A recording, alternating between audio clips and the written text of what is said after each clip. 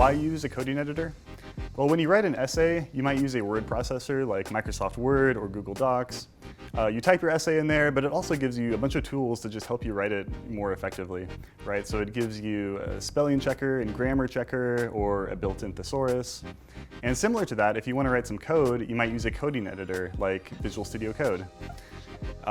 Besides typing your code in there, it also gives you tools to just write code more effectively. So it will highlight programming mistakes the same way that the spelling checker and grammar checker work.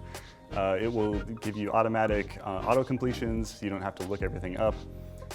It will even highlight your code in different colors, and then you can customize that with different themes to make your editor look just the way you want it to. So basically, a coding editor gives you a bunch of tools to help you write code, understand code, and even run and debug your code more effectively.